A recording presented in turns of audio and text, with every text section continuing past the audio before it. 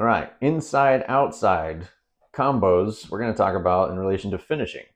So we have another course called the Layup Maker where we go more in depth with this, but we're going to show you just the basic combination. So if you think about a standard layup, you're going to jump off your inside foot and shoot with your outside hand. A goofy foot layup, as we call it, is you're going to jump on your outside foot and shoot with your outside hand. Kind of the awkward, what most coaches would call a wrong layup.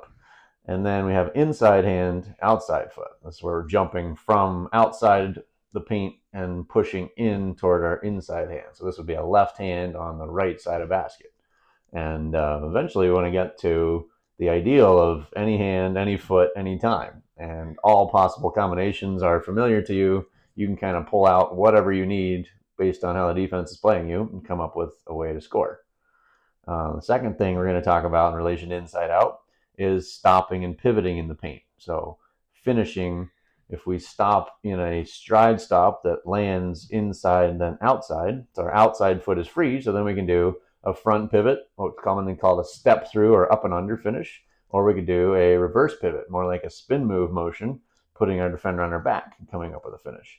We could do the same out of a jump stop, picking either foot, in this case, to pivot away outside, moving our inside foot swinging out, or inside foot swinging back to like a face-up position, or we could do the same as our stride stop, pivot our inside foot, swing our outside foot in, or outside foot reverse.